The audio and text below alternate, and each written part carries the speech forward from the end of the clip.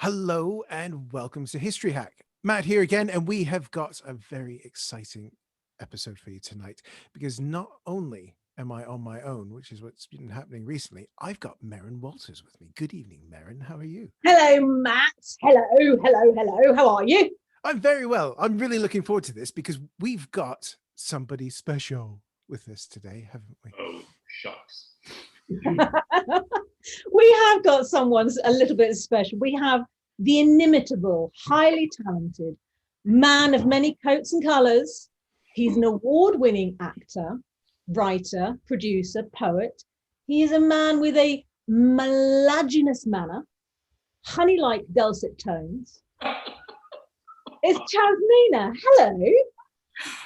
Hello, how are you? I'm calling from what's normally called the butt end or the receptacle of North America, Florida, where everything ends up. Just flows down geographically and culturally. So, Chaz, tell us, what time is it where you are? What time is it? It is 3:15. Halfway through your working day? What are you up to these days? Well, it's funny you should ask. I've got paint spots all over my body because I'm the interior of my house, and I'm also renovating and doing a bit of carpentry. This is a great example of a muscular post-war American house. You know, where we just won World War II, the dollar is at its strongest, better than gold, and let's build big. And it's a fortune to keep cool in the summer. So I'm insulating as well as renovating. But it's very kind of laid out and rather, I find it a little boring myself. So we're trying to soup it up a little bit. Sounds good. And are you talking to yourself while you're doing this, or are you listening to any podcast? You're listening to History Hack, obviously. Yeah. I just listened to a couple of them recently that were, what's the word? Magnetic's a good word. We like it's great company to when you work, and of course we have Waze and one that is headed by a friend of mine called Books and Books, who runs probably the best local bookstore in North America, according to my taste. Book alert. Well, today's episode is all about language and words and linguistics, isn't it? So, Yeah, I'm going to have to try to use some big ones to fit in with this crowd instead of my usual monosyllabic questions that get me through these podcast recordings. Not at all. Yeah, so I'm really looking forward to this because one of the things that sort of blew my mind a bit when I moved from Canada to England was you can go across London and the accents and the terminology and the voices will be completely different. Yes. Whereas back home, North America, it's a lot less the case of that, isn't it? The regional dialects are much broader. How? You see, there we go. Monosyllabic questions for you. How? Well, monosyllabic is the order of the day, because that's the way we speak here. Yeah. I guess that's 2 syllables. That's a big one. No, it's the first time that English, proper English, what we call English from the 17th century on, which is very close to what we call, I think it's a misnomer, but we have to accept it, modern English, right? As opposed to Middle English, etc. But it's the first time that English is being used and being applied on what is essentially a tabula rasa, a clean slate, an Edenic opportunity to develop not only a society along the Puritan lines with the example of the English. Of course, if you're Spanish, you want to create a Roman Apostolic Empire where everyone is bowing to the same God and Rome is dictating what should happen, et cetera, et cetera, et cetera. If you're French, you've got some Huguenots coming in, and certainly in Florida we had actually predating LaSalle, was the first French settlement in North America, 1559, Chalfont. That was very close to today's Pensacola. Very close indeed. About maybe 50 miles, or I should say, what would that be in kilometers? Give a better idea. 70 kilometers or so, 80 kilometers east of Pensacola today, right in the middle of the Panhandle, if you would. And that was completely decimated by the lasting contiguous European settlement, which is St. Augustine. And it was founded by Pedro Menendez de Avilés, who's from Asturias, or Asturias to anglicize it. And it is the site of the first Thanksgiving in North America. It was not the Jamestown settlement that we celebrate today. It predates that about, what is it? Somebody do the math. From 1565 to 1603, what is that? 45, 48 years, right? The dam was sung, and North America, by all intents and purposes, would have been Spanish-speaking. Indeed, most of the continent was, along with the French up in Canada, but it was more aggressively settled and discovered and sooner exploited by the Spanish. Anyway, that Spanish colony decimated the French Huguenots. They were a Huguenot community in 1559, completely killed them, decimated. Just they kept the women and children and sent them on a ship back to L'Orient and killed all the boys and the men. It was just a massacre. About 700 were killed. I say all that because the first American words, and by that, let me be clear, when I say America, I mean the geographical entity, which is North America in this case, which of course consists of Mexico, or Mexico, Canada, and the United States, and parts of the Caribbean, of course. The first words to come to the English lexicon were filtered through the French and the Spanish, who predate the English, as I said, by 80 years or so. What were the first words? Guayacum, which is a Caribbean tree that the resin was purported to alleviate the effects of a French disease, let's call it, syphilis. And it was filtered through the Spanish. So I don't know what the Taínos sounded like, because they were an oral tradition. They had no written language, but and they had their own epics and their own poets singing on their own version of Lear's, a vastly organized society, and they had an island empire. Anyway, Guayacum was very important because it stemmed, according to them, it stemmed venereal disease, and that became a very popular importation commodity to Europe at that time. Canoe, from the Taíno. I thought it was Canadian. I thought it was French. It is not. It is also Taíno, which incorporates Hispaniola, Cuba, and Jamaica at that time.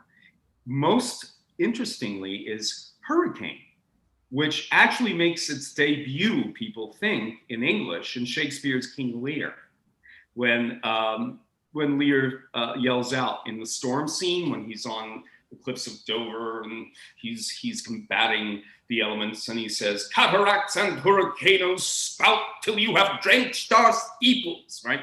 Hurricanos, that was never actually said on stage. And it's onomatopoeic, isn't it? Hurricanos, right? Which speaks to the oral tradition of the Taínos. Chocolate by the 1540s, and perhaps Marin could talk about chocolate. Something tells me that I can tell by those lovely rosy cheeks that perhaps you have a chocolate eater amongst us. I certainly am.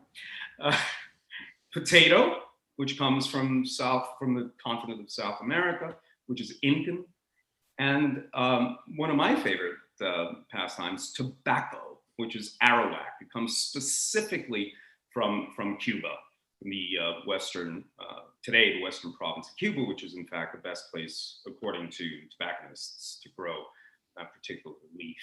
Tomato or tomato, let's call the whole thing off, is Nahuatl, which is Mesoamerican from southern Mexico and Guatemala, etc. And the French, tobacco. That's a good Canadian word. You always beat us in tobacco.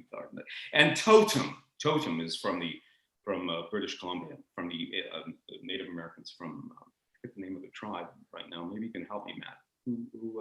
I knew you were about to ask me that, and it's gone straight out of my head. America started to inform the English language in ways I don't know. I don't know if there's a precedence for it. I don't know. Maybe the Normans informed what we call English today, 1/3 of our language being Latin and out and out French. You know, in every sentence we have one or two of those words.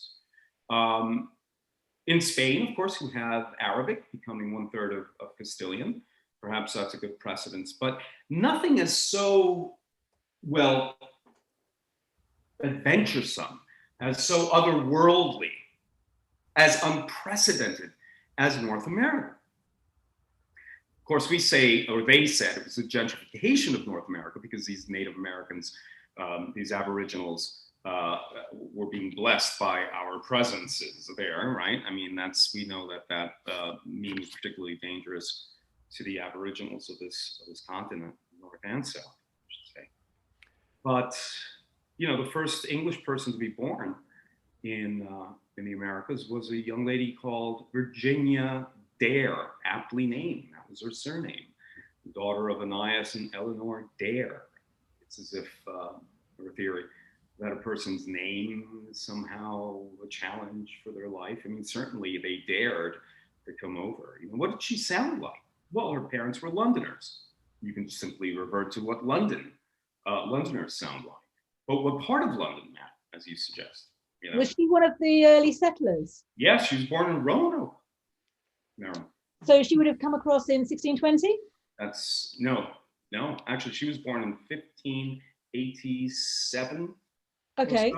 Yeah, 1587. Again, after St. Augustine. But the reason why we quote St. Augustine as the first settlement is because indeed it is contiguous. Unfortunately, the Roanokers, if you would, were killed, were massacred. And new evidence have shown that it was indeed, again, the Spanish that did so, defending what they thought was their land. Now, it's suggested that some of them escaped. Why? Because as the Jamestown settlement, 25, 30 years later, started to make inroads into North America, they encountered Aboriginals. For lack of, I don't want to call them Indian because that's a misnomer. But the Native Americans, some of them were lightly skinned. Some of them had blue eyes, and you know, which isn't so much a part of their genotype. Not necessarily. I mean, I suppose you have a recessive gene in there somewhere, but enough to arouse suspicion. And they knew some English words. So how do you explain that? It must have been perhaps a shipwrecked Englishman, or indeed some of the people that got away. I mean, I would love to think that Virginia Dare got away the first, you know, Anglo-American. But you know, I'm somewhat noted as an Anglophile, but there you are. So it's a little bit like the interest is a little bit what we call, I suppose, science fiction. It's literally peopling a different world, not unlike talking about settlement in Mars or writing about, as Heinlein does, and other science fiction writers. Yeah, Heinlein, good manager of language, Robert Yes. Heinlein. And he didn't so much invent new languages as use lost language to invoke the sense of a dystopian new way of communicating. Exactly. In fact, the man, what is that? The man from another world, or the man who dropped in, or something. It's Stranger in a Strange World. That's it. Thank you so much. Stranger in a Strange Land. Yes. And you know, the way you pronounce Heinlein is the German way, right? Like Einstein or even Eich, you know, right, the verb. But in America, we say Heinlein, because that's what I'd like to talk about next. There's a leveling about American English. And the reason why I brought up these settlers, these early Anglo, let's call them Anglo-American, is because you cannot have a hard-scrabble people, communities, you know, living on the edge of massacres from the Spanish, or indeed from the French. There aren't many French massacres committed, or by the Native Americans, and living on a low caloric intake, you know, trying to nourish themselves, trying to survive right on the littoral edge of this North American continent. You cannot have this. If there's a Cornish person from York, or a person from Sussex, or a person from Aberdeen, or a person anywhere north of the Hadrian's Wall, or indeed an Irishman, if they can't understand each other, if there isn't a negotiation of consonant clusters and a leveling of vowels, right? If you can't do that, how are they going to communicate? How are they going to trade? How are they going to form a militia? How are they going to train the militia? How are they going to regulate a militia, regulate trade? How are they going to marry? How are they going to negotiate the space between them if they can't speak to each other and understand each other in a safe and efficient and efficacious way? So little by little, because people of necessity needed to speak to each other, understand each other, and hear each other from afar, you needed to level the accents, the regionalisms. They couldn't afford regionalisms that you can in Britain today, like Matt suggests. Myself, as an inquisitive Yank, an obnoxious Yank who wants, going into these out of the way places in England, very, very difficult when somebody comes up to me and says, "You want a boutte?" I mean, what does that mean? I had to literally look up buddy, did you say buddy? Yeah, you want some onion in it? You want some onion in it. How do you negotiate that without looking like a turd or pretentious or making somebody repeat and suddenly becoming persona non grata, insulting them because you simply want to understand what they're saying. You don't have that. In North America, the regionalisms are effaced, are wiped clean. And that's why somebody from Brunswick up north can speak to New Brunswick. And that's why an Alabamian can speak to an Alabamian, not Albanian, an Alabamian can speak to somebody in British Columbia. And a Mexican immigrant can speak to an Albanian immigrant in Ottawa.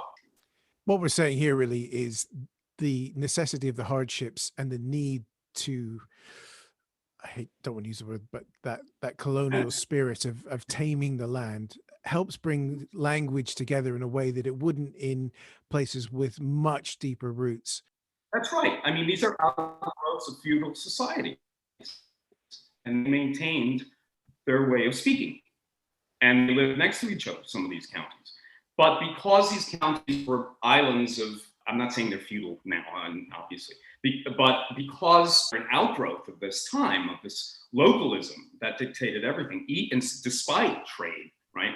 They've kept close to that. You can hear it actually a little bit in New York. You mentioned London, but I can tell when somebody's from Queens versus Brooklyn versus Staten Island versus Manhattan, and there are economic reasons for that. You could talk about the American accent, and again, I mean Canada and the United States, economically then. If everybody's supposed to sound like, well, why don't they? Why do you got somebody talking like this, out in north central Alabama, like why you got somebody from eating tomatoes out in Georgia? Why do you have somebody out in Richmond not bothering to make a diphthong and just using an inchoate schwa because it takes too much time and I can't be bothered? How do you explain that? Usually economic reasons, right? The landed class of the South had a type of refine. It's so hot. I'll have another mint julep. It's that idea of leisure, as opposed to the people who worked on plantations, right? Who kept their ebonics, and then you could still see that in some of the urban centers in the north after the Great Migration following the Civil War. So that ability to have the constancy of survival moves away, the luxury, and it moves into, and that's wonderful, Matt, because it moves into industrialization, right? You see the same sort of thing happen, when you got the dock workers in New York, like, what are you looking at? Snap ahead, and all of a sudden the boss comes in, he goes, come on guys, now we got to get our shit together. You do have class in America. That's Bullock said you don't. Of course you have class everywhere, and people are judged accordingly. New York being the center of immigration, you've got a place called Five Points area where you've got people from all over the world. In one block, you have 382 families.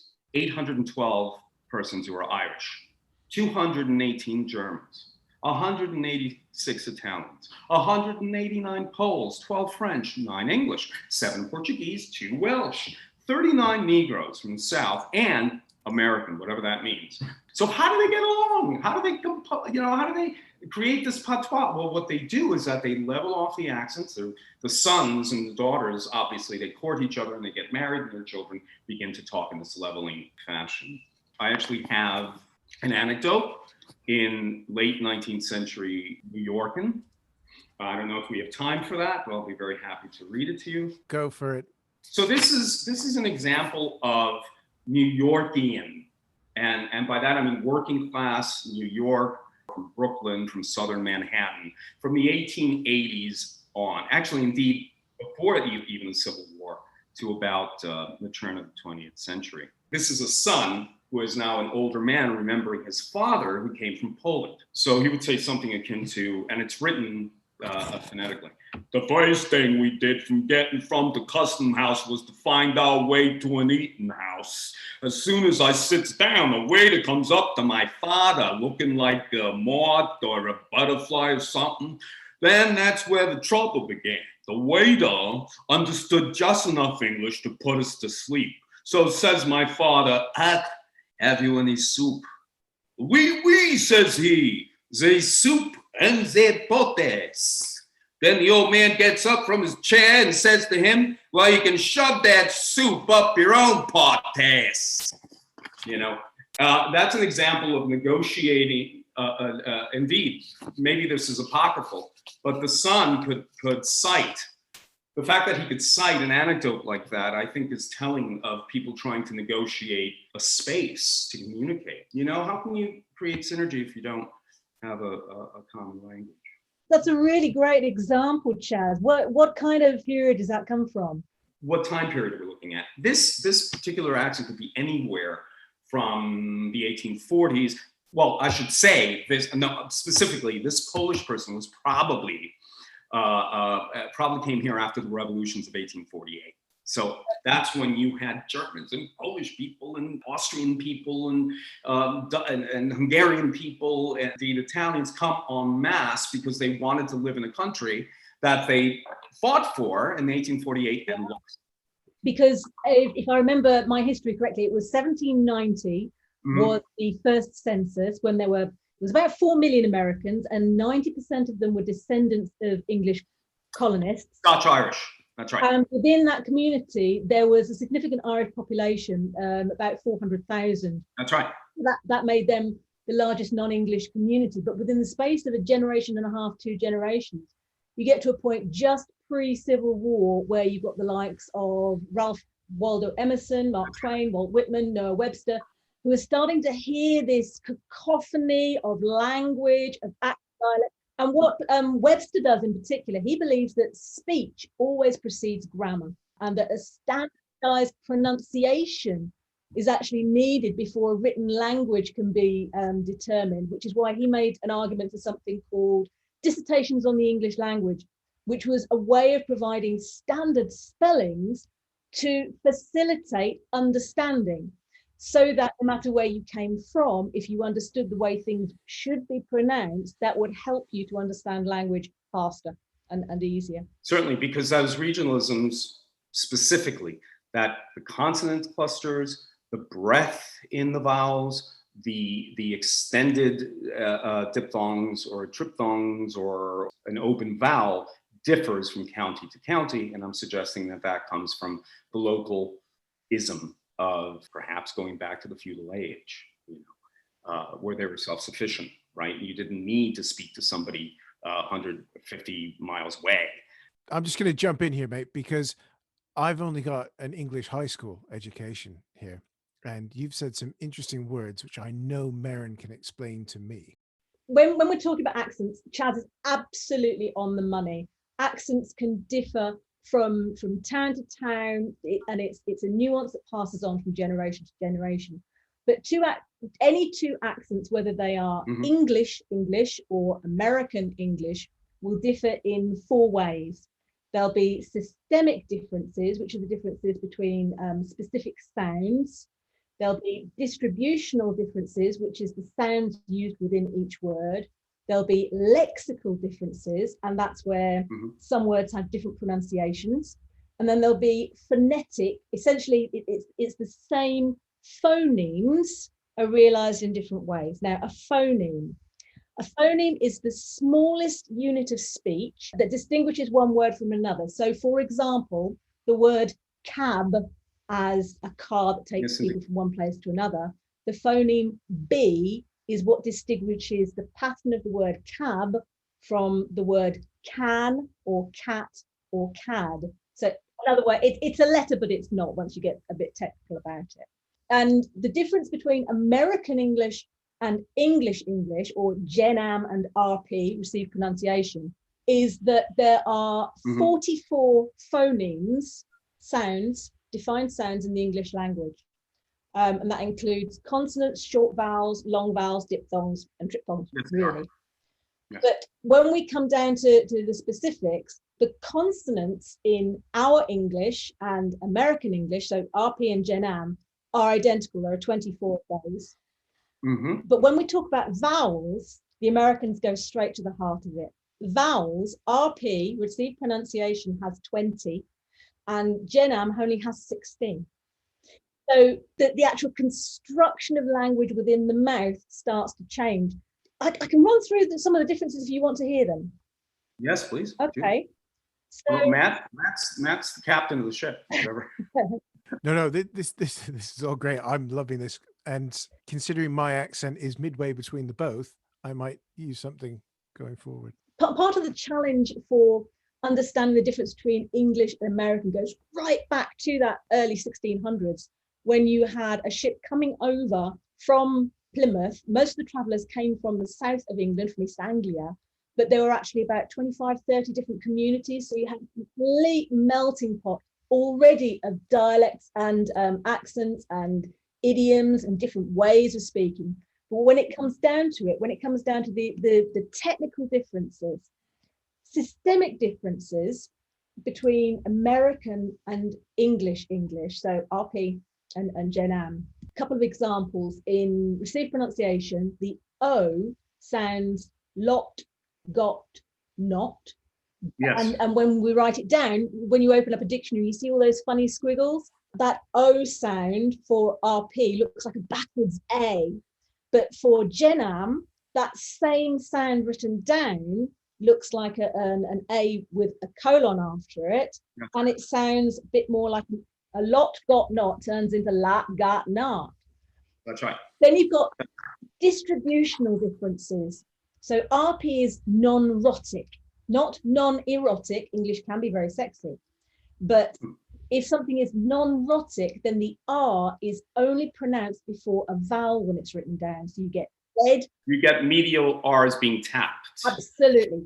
Red, rat, broke. So you get car, start, and the R before a consonant changes it. It's not an isolated sound. But Gen-Am is American English is rhotic. So wherever it sits, you get car, star, and it's far more pronounced. Now, I studied IPA, International Phonetic Alphabet, during my graduate degree. That doesn't make me knowledgeable. That just means that I needed it as practical entry to play all the character roles that I played. I mean, look at me. I'm not the leading man type. I've been able to make a living being everything from a Greek fisherman to an Italian gangster. But the reason why I mention this is because, at least in North America, there's also a political reason to sound different to RP. After the Civil War, there was a conscious effort. We were talking, so far we've talked about leveling as a byproduct of what's going on, cultural and political realities. What I'm going to say now is that there was a conscious effort to level American speech, to create that Gen-Am. The extension of that would be broadcast American, which is kind of sort of what I speak, although it's tinged with a little bit of Mid-Atlantic now, since I worked in classical texts, you know, and I should say that Matt has a lovely speaking voice, and You're too kind, sir. You're too kind. But I say that because I have never seen or heard a better distinction between RP and Gen M as what Marion has just described. And it's the most succinct, and I hope people are listening, because that should or give people a different perspective as to the differences. One thing I'd like to say is that there is no, as opposed to Spanish, where you have Academia Real de Español or l'Académie Française, or in Portugal you have the same thing. You have in Italy. That is to say, it is defined that when you speak Italian, you speak this way, namely the Roman dialect. We don't have that in English. We do not have an official way to speak English. We have standards, right? And we could hear that in the BBC up until, pretty recently, right? The 70s and the 80s, when local, I hate to use accents, let's say dialects, begin to show themselves and begin to be celebrated. In America, we have broadcast American. And if I wanted a job, I had to move away from my own English. I was born in East Harlem in New York City, son of political exiles or immigrants. I was raised half my life in Miami. So maybe I sounded a little bit like this. Oh my God, he gave me the biggest coffee that I was up for like 5 hours. You know what I mean? Where the inflection is Spanish. Now, if I wanted to get a job in the theater, if I wanted to get jobs in radio spots, if I wanted to do anything on television, I had to acquire the English that I speak now. And that happens from a conscious effort after the Civil War in Chicago, where there's the Chicago School. It's why we have the Chicago style of annotation, bibliographic tools, and even indeed grammar. But the Midwestern, the heartland speech of Ohio, Indiana, northern Kentucky, up until the Montanas, basically the grasslands, the Great Plains, what came out of that is I don't want to say regulatory form of speech, but a standard, say, that everybody could understand. So you can have a guy like this, right? Or you can have a guy like this, or you can have somebody out west, a big clip like Arizona, West Texas, but he will or she will understand somebody from Indiana when they turn on and watch CBS, right? That's not changed. That's not changed. And that remains the goal of every immigrant that comes here and wants to work in broadcasting, wants to work in mass media, that's the golden ring, right? The brass ring. That's what they're working for, and that came out of after the Civil War, when the rise of the American Empire. There's no coincidence there. Americans needed to understand more than ever before, because we were headed west of California. We had gotten to California, but now we were going past into the Pacific Ocean. We had territories in Guam, in the Philippines. People needed to understand each other, and then mass media comes, with radio, and after that, television. But there's a reason. There's economic reasons, there's geographical realities, there's political and cultural reasons why I speak the way. I hate to use myself as an example, but Cronkite spoke the way he speaks. Just on that, Chaz, after the Civil War, you've also got an explosion in the original mass media's, the written word. Literacy goes up to a much higher level than it was before. And then we get into other forms of mass media. How does the written word, how does plays moving into your stream, the greatest art form of all time, film, how does that all start feeding into the way Americans talk? Because suddenly in mass media, English in itself is portrayed slightly differently to how English has developed. The case study, of course, is when everything turned into talkies. And you have Rudolph Valentino, who sounds like this all of a sudden because he is from Argentina, and that didn't fly. That was too exotic, too much of a foreigner, right? And he's holding, somebody who speaks like this, and those, it's too cacophonous, So you needed a standard. And what's interesting is that those wonderful British stage actors that come over in the 30s and the 40s, the music hall performers that come over, Charlie Chaplin, of course, being one, never lost his East London, I think, accent. He was from East London. Yes, he was.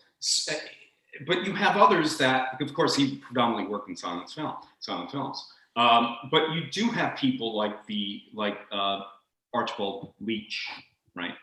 Do you know who that is? Cary Grant. Cary Grant had to develop a type of mid-Atlantic speech because otherwise, if he spoke like this, it was just too foreign, right? And I just ate that accent bit. But again, if you wanted a job in Hollywood, which is kind of like the glorification or the typal American medium, I think it's jazz, but most people think it's film. I think there's nothing more American than jazz in myself. Jazz is a bit harder to work into a conversation about linguistics and accents, though. You say that, Yes. but jazz is all about cadence and pattern and form and being able to riff within a framework. And when it comes to constructing speech patterns and creating familial sounds and patterns that with which other people can find affinity, it's all about a symphony of sound. It's about taking the words and patterns that mean something to you and replaying them in a way that somebody else finds familiar. So this is why we go from one territory, one nation, one race to another, and we try to do mirroring. Our accents actually change within a couple of generations. And you saw that in Britain after World War. Listen to the Rolling Stones. Listen to some of their albums from the 70s. It's informed by the Black Americans that stayed. There were workers, unfortunately, because of Jim Crow and awful racism. They did most of the work. They built the bases, right? And they were surrounded by British people by and large. And then they would play their music and they would sing their songs as they worked. And that changed everything. That's why we had a British invasion in the 1960s, because the British were able to codify that into the best rock and roll that we've ever had, in my view. There you have an example where an art form is dictated, as you suggested, by oral speech, right? It's informed by oral speech. It becomes codified and it becomes redistributed, reprocessed into something else. Robert McSorley wrote a book called The Power of Babel, where he uses as a case study when in Gaul, right? When Latin becomes Fratin, and when Fratin becomes French, all right? And that's an example of just what you described, where the oral tradition creates a lingua franca because people want to tell each other stories and understand each other's, and then later those stories are codified in written language. But there you have, and it's a wonderful case study of how that occurs. You're of Cuban descent, aren't you? Yeah, my parents are Cuban. I'm the only North American in my. So it's interesting that it works both ways, and this is important. I think we remember this when we're talking about the impact of language on conflict, particularly if you look at Cuban Spanish from a historical point of view. The 18th, 19th centuries, there was no need for Anglicization, not even during the 11-month occupation of Havana in 62, 63. There was no osmosis of the language. English didn't need to seep in, and it didn't until 1959, post-revolution period. Actually, after the Spanish-American War, because the Americans actually occupied Cuba. We occupied Cuba from 1898 to 1902, which is when the Republic of Cuba was formed. But it was still a pseudo colony of the United States because of the Platt Amendment, which gave them the legal right to intervene in Cuban politics. And indeed, they did a lot. So you get a lot of Anglicisms. For instance, Cubans will say bistec. What is bistec? Well, that's a Hispanization of beef steak, bistec. Pichado's Cuban Spanish Dictionary, 1865. That's right. Also baseball, the whole sport. Cubans won't in their Spanish, they will Hispanicize home run as honron. And how is that spelled in Spanish? Jonron. The J's in Spanish are H's, are aspirated S's. So it's honron. Strike for strike. Outfield for outfield. You know, a pitcher, like you suggested as pitcher. And there you go. There's an example of I suppose the post-colonial Cubans that wanted to have a good job. Why then they had this, and they did. They had to speak English. Indeed, my father was an extension of that. My father was an administrator in an American company, Esso. Oh, wait, Esso is British, isn't it? Or was Esso? Yeah. But you've got that point in time where you've got migrants moving more freely backwards and forward from the States post 60s, and then they become direct carriers of what we call a language contact lexicon. They actually lift and shift chunks of language back and forward with them, and that's how we see it evolve. The big change, the huge change, and I'm very grateful for it, in American speech. When American speech becomes cool, in my view, is after the Great Migration, which remains the biggest immigratory move in North, and I include Canada, in North American history, where you had erstwhile slaves picking up and leaving with their families and going north, going past the Mason-Dixon line, crossing the Ohio River, getting industrial jobs. Now, were they free? No. They didn't have Jim Crow laws in Indiana, Ohio, Massachusetts, New York, New Jersey, what have you. But you had institutionalized racism. You had keeping them at arm's length. You had Black neighborhoods. You know, you had people living on the other side of the tracks, as opposed to out and out chattel slavery.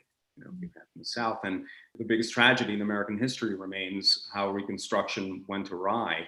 And after 1888, you had a thing called the Black Codes in most Southern states that legitimized a type of pseudo slavery, you know, where Blacks were paid less, who weren't allowed to enter public squares, that sort of thing. You all know that. But this is like an open sore in American history.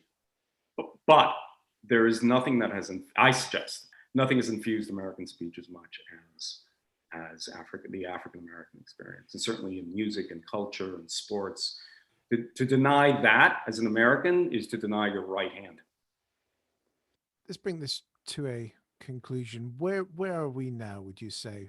I think language in the age of instant communication, I think is a very interesting thing, and that's going to be a whole other conversation. But where do you think we are now? Are we in a new colonization period? Are we going to start seeing our languages starting to come together again, or by championing where we've come from, do we start pulling apart again? What do you think?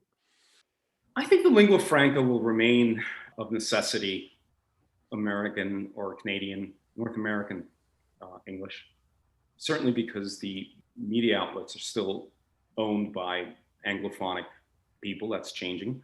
You have a very vibrant Latin, you've got these production companies, Venevision, Versal, Caracol, all these different places are becoming and continuing to speak in Spanish, but worry not, Anglophonic people, because you had the same thing at the turn of the 20th century, where there were more Yiddish newspapers, arguably, than dailies in English in New York, where you had Oggi, which was the Italian daily, and you still have it to this day.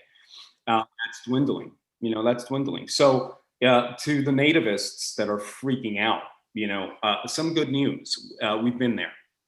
And because people want to survive, and because people have to survive and procreate and have families and have little homes where you can paint your wooden panels white, like I've done this entire week, right? You have to be able to communicate in a standard way. That doesn't mean, believe me, I've met some of my high school friends, and Matt, Matt and I created this character of this Latina that goes to Salisbury. There you go, I went American, Salisbury, Salisbury.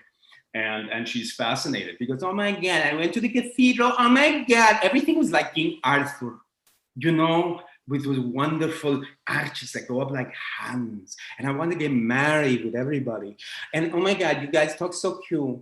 You know, that character that we created. I mean, that could happen. You have somebody go and live in Salisbury like that, but their children would definitely, if they wanted to go to college and pass their forms and go to university, they would definitely speak different. So to answer your question, no, I don't think I don't think we will have enclaves of people just speaking Spanish or German or Russian or what have you. No, it's just the history disproves that and disqualifies that.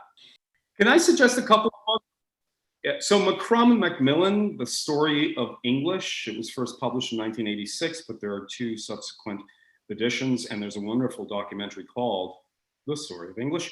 Richard Bailey, who's no longer with us, who died far too early. Speaking American, published by Oxford University Press in 2012.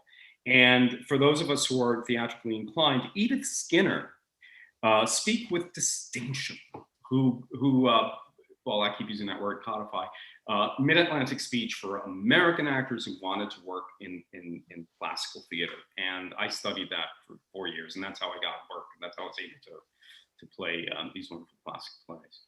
And there you have it. That's all I got, man. Mate, that's been so much fun. Marin, thank you so much for... Mine, la divina, Marin, bravo. Always welcome. Come back and talk to us again, though, Chaz, won't you? Oh, I love it. Well, you know, I'm writing this book on Little Bighorn and custard. I'd love your book for the Little Bighorn. We will have you back before that, because I'm bound to think of something I can drag you back onto a Zoom chat for. But to the listener, if I ever get a voice message from Chaz in his own voice, I'm most disappointed. Thank you so much, everybody. Thank you, History Hack. Thank you, Marin. Matt, you're lovely. Thank you.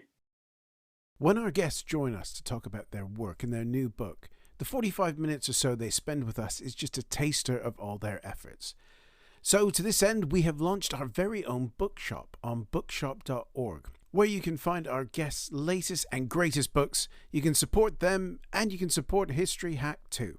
10% of every sale via our bookshop supports the podcast and allows us to keep at it and bring you more amazing guests. You can find our bookshop at bookshop.org/shop/hack history, or just search on bookshop.org for us under the shops bit. Thank you for your continued support, and here's to your next great book.